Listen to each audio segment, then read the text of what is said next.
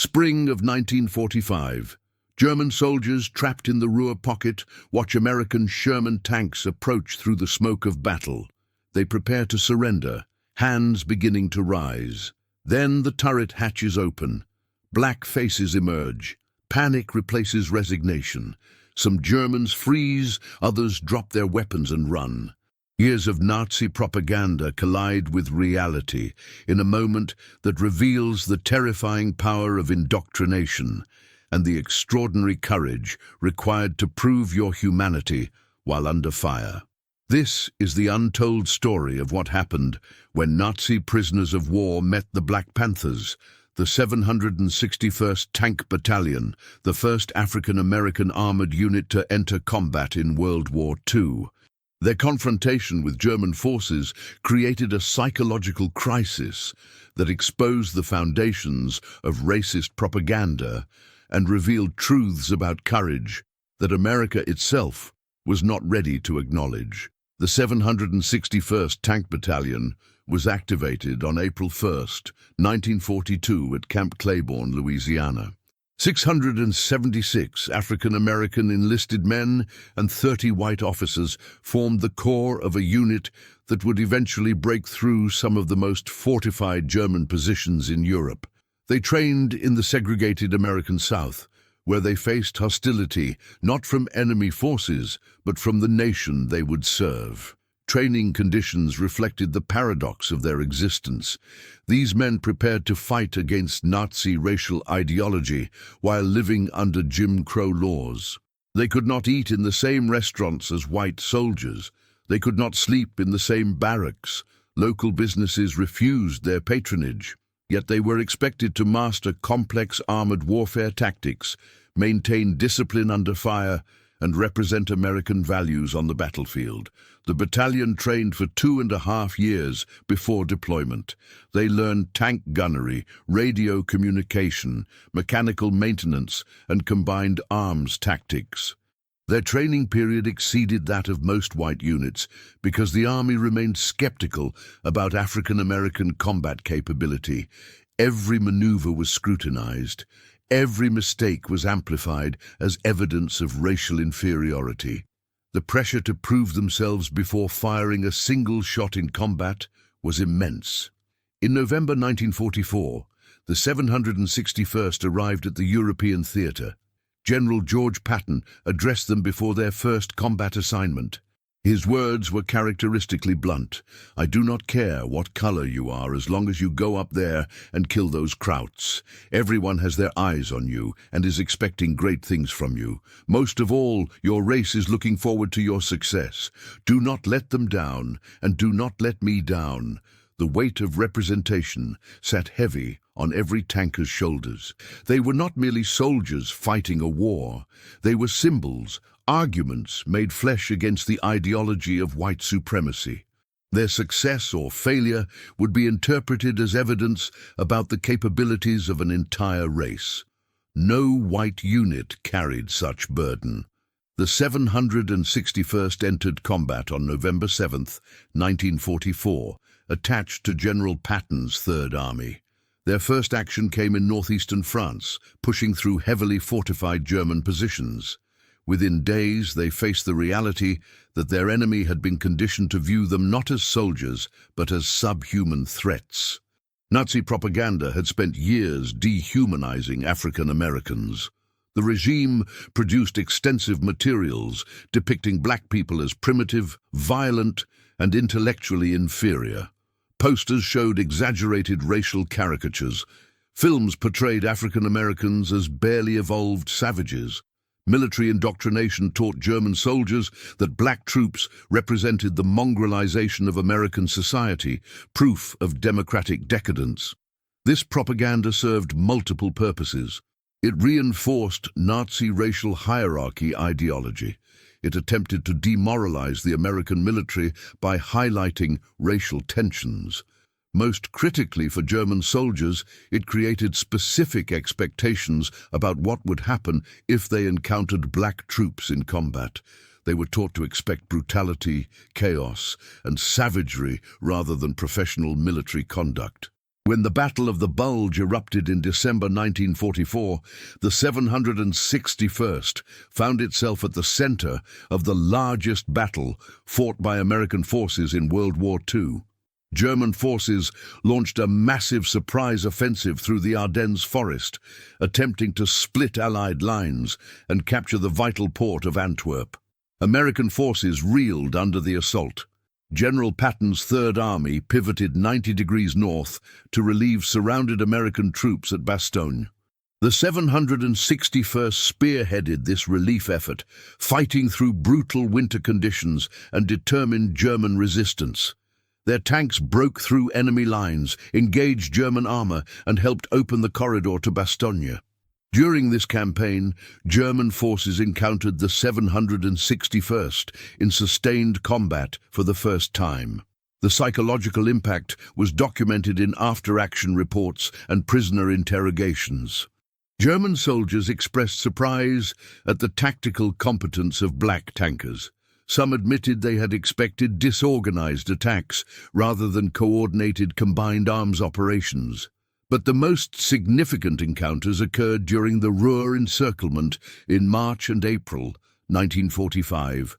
After crossing the Rhine River, Allied forces trapped over 300,000 German soldiers in the industrial Ruhr region. The 761st participated in tightening this pocket, engaging in close-quarters combat in urban and industrial terrain. German units trapped in the Ruhr faced impossible odds. Supplies dwindled, ammunition ran low, command structure collapsed, surrender became inevitable. But for many German soldiers, the question of whom to surrender to became critically important. Multiple historical accounts document German soldiers refusing to surrender to the 761st initially. When Sherman tanks bearing the distinctive markings of the battalion approached German positions, white flags would sometimes disappear. Soldiers who had been preparing to give up would retreat further into defensive positions or attempt to flee. The moment of truth came when tank hatches opened and black faces emerged. The reaction was visceral. Some German soldiers stood frozen, visibly terrified. Others dropped weapons and ran despite having nowhere to go. Younger soldiers, whose entire adult lives had been shaped by Nazi education, showed the most extreme reactions. This was not simple fear of capture. German soldiers had surrendered to other American units without such panic. This was specific terror born from years of propaganda.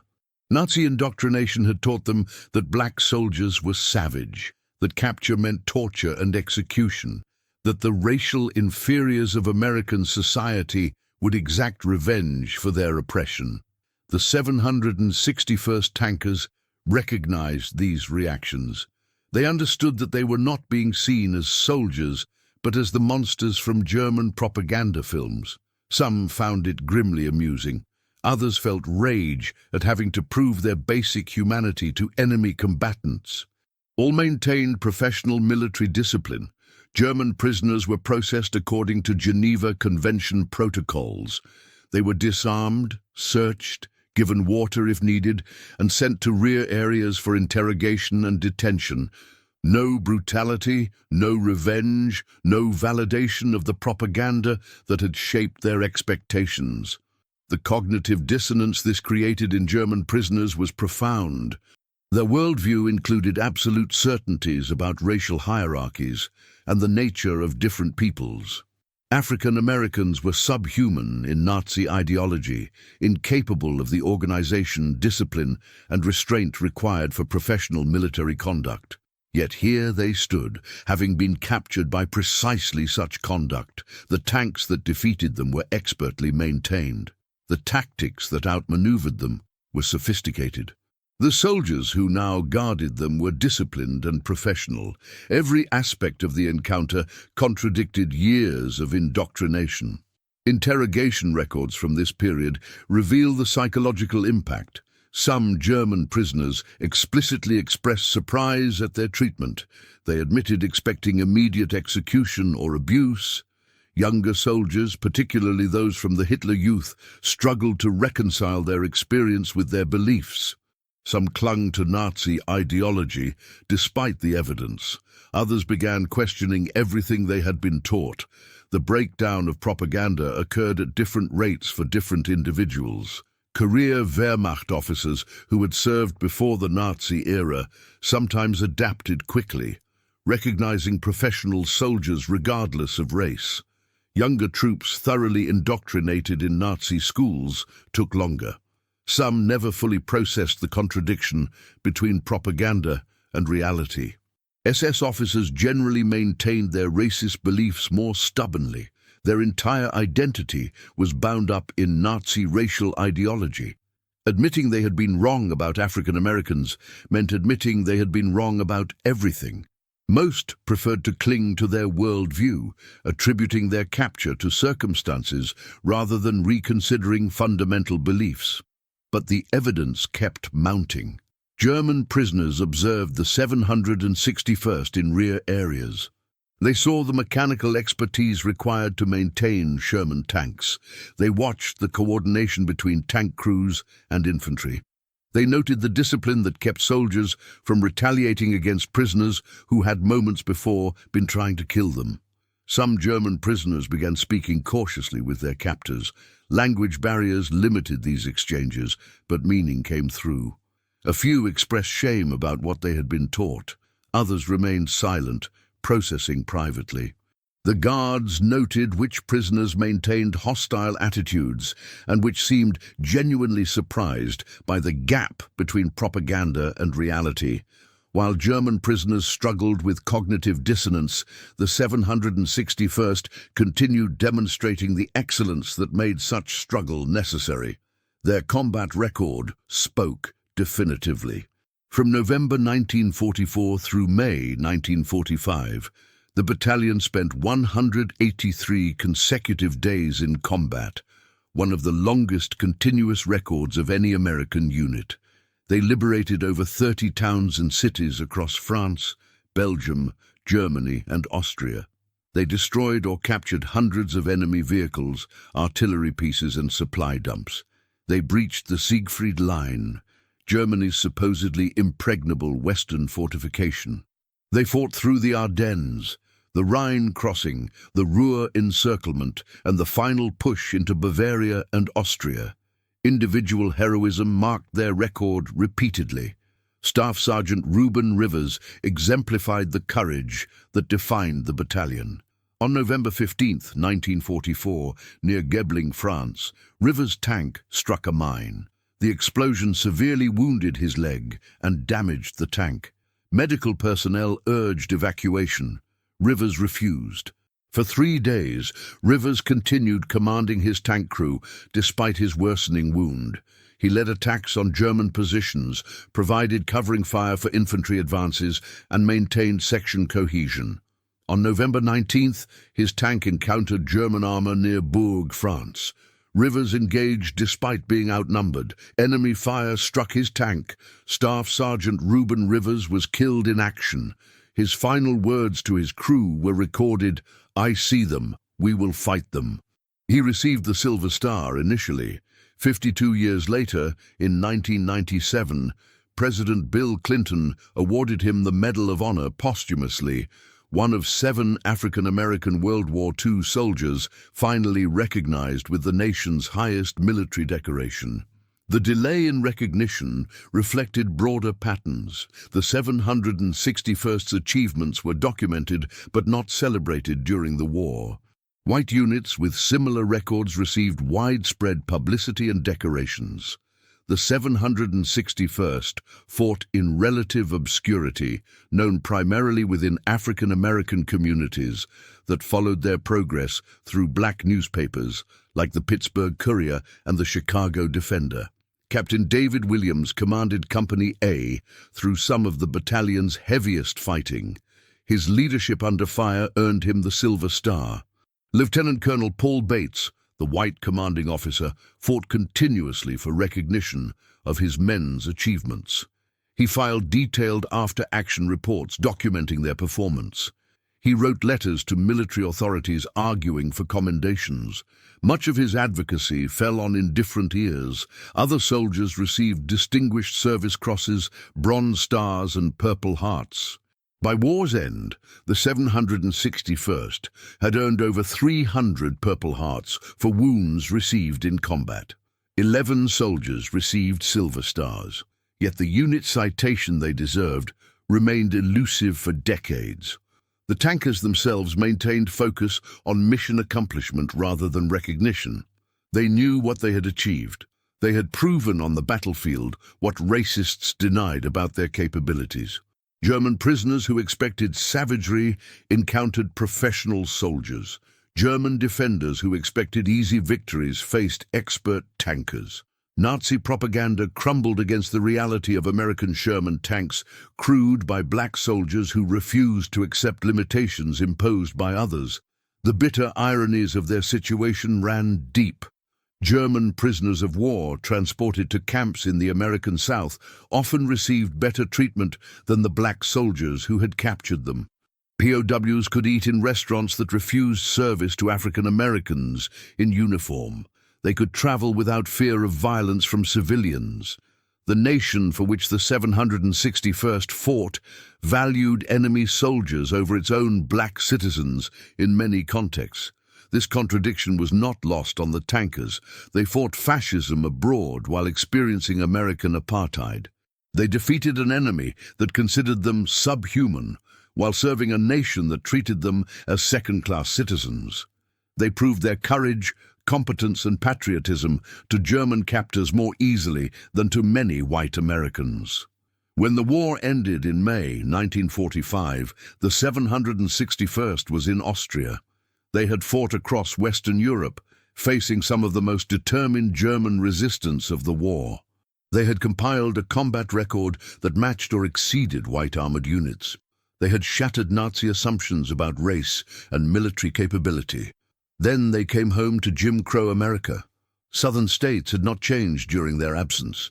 Buses remained segregated, schools remained segregated, violence against African Americans continued with impunity.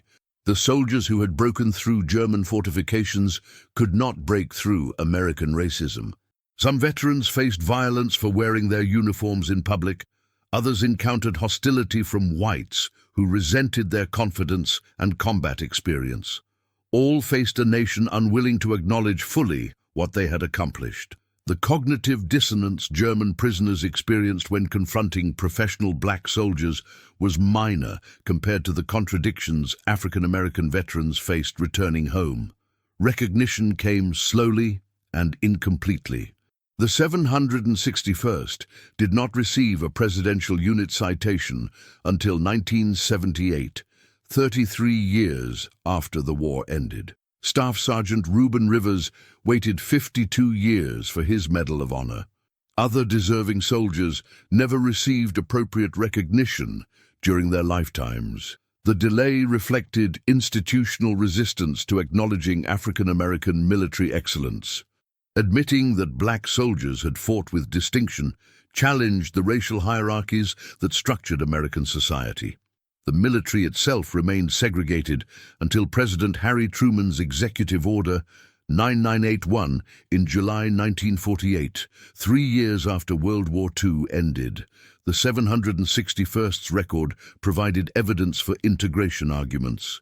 Defenders of segregation had claimed black soldiers lacked courage and competence for combat roles. The Black Panthers had proven otherwise definitively. Their 183 consecutive days of combat, their tactical successes, and their professional conduct under fire demolished racist assumptions about military capability. But changing policy required more than evidence. It required political will and moral courage. President Truman demonstrated both, integrating the armed forces over fierce objections from Southern Democrats and conservative military leaders.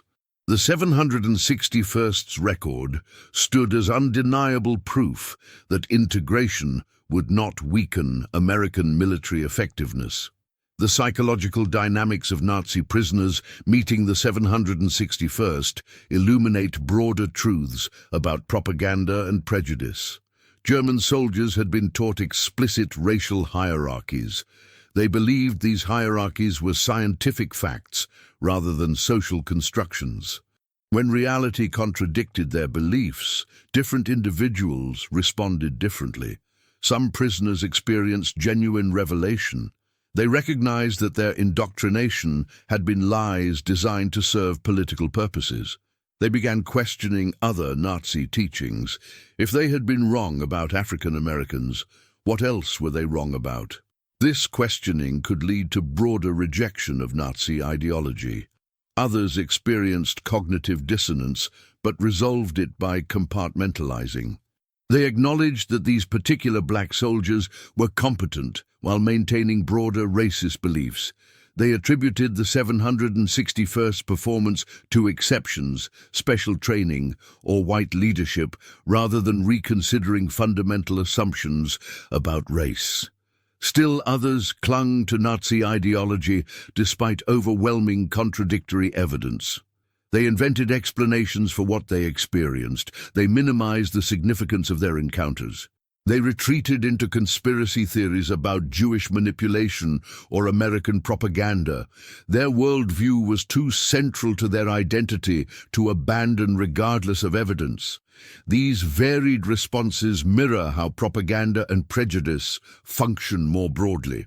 Confronting racists with evidence of their error does not automatically change minds. Some people reassess their beliefs when faced with contradiction. Others defend their prejudices more fiercely. The process of changing deeply held beliefs is complex, painful, and resisted. The 761st did not set out to change German minds about race. They aimed to accomplish military missions, defeat Nazi Germany, and survive the war. The psychological impact on German prisoners was a side effect of their professional excellence. Yet that side effect reveals important truths about how racist ideologies collapse when confronted with undeniable reality. Nazi propaganda about African Americans failed not because of arguments or appeals, but because black soldiers demonstrated competence that made propaganda claims absurd.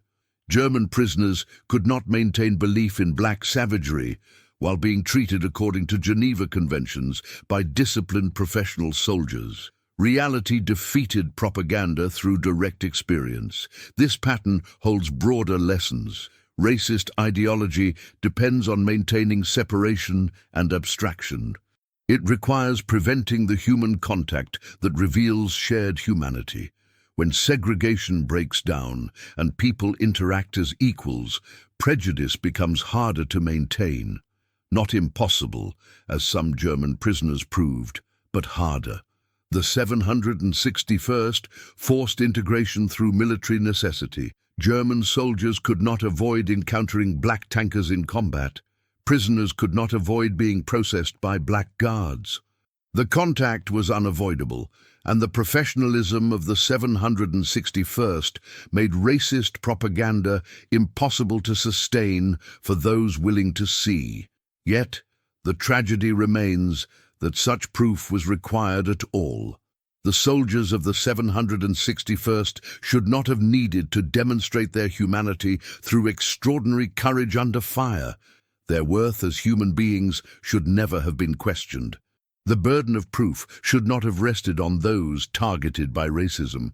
But history placed that burden on their shoulders, and they carried it with dignity. They fought two wars simultaneously, one against Nazi Germany and one against racist assumptions about their capabilities. They won both wars on the battlefield. The victory at home took decades longer. Today, the 761st Tank Battalion is remembered as one of World War II's most distinguished combat units. Documentaries tell their story. Memorials honor their service. Historical accounts acknowledge their achievements. Yet for decades after the war, their record remained obscure, known primarily within African American communities. The delay in recognition reflected American reluctance to confront the contradictions of the war years. The narrative of American moral superiority over Nazi racism became harder to maintain when acknowledging how America treated its own black soldiers.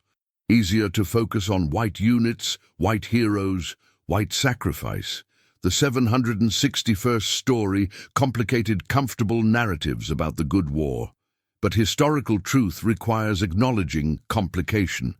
The 761st experience reveals both American courage and American failure.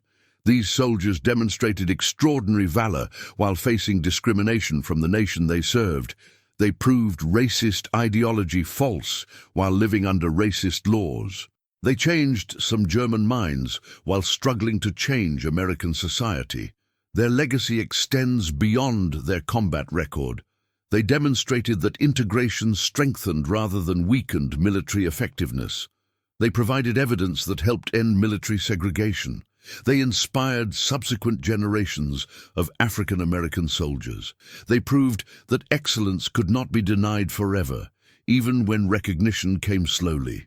The encounter between Nazi prisoners and the Black Panthers represents a moment when ideology confronted reality and lost. German soldiers taught that black Americans were subhuman, met professional tankers who shattered that lie through their conduct. Some prisoners learned from the experience. Others resisted. All witnessed the collapse of propaganda under the weight of evidence. The soldiers of the 761st never sought to be symbols or arguments. They wanted to serve their country, fight fascism, and prove their worth as soldiers.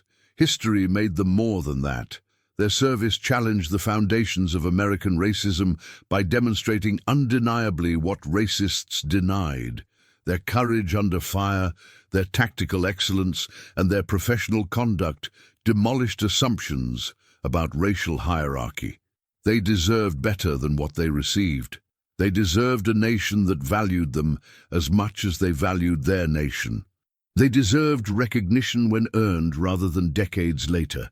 They deserved to come home to a country transformed by their sacrifice rather than unchanged by their absence.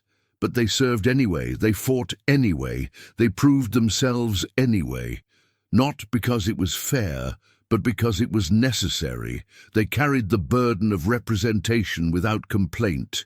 They demonstrated excellence without recognition. They maintained dignity while proving their humanity to those who should never have questioned it. The 761st Tank Battalion, the Black Panthers, earned their place in history through courage, competence, and unwavering professionalism. German prisoners who expected monsters encountered soldiers. Nazi propaganda that promised savagery confronted discipline. Racist ideology that denied black capability shattered against the reality of American tankers who refused to accept limitations imposed by others' prejudice. Their story deserves to be told, remembered, and honored as a testament to the human capacity for excellence in the face of injustice and the power of actions to overcome the lies of propaganda. If you found this story as powerful as we did, help us honor the memory of the 761st Tank Battalion by subscribing to this channel. These soldiers fought for recognition they never fully received in their lifetimes. By sharing their stories, we ensure their courage is never forgotten. Hit that like button if you believe history should tell the complete truth, not just the comfortable parts. And leave a comment below. We want to hear your thoughts. Did this story change how you think about World War II? Do you know other untold stories from this era that deserve attention? Your engagement helps these videos reach more people.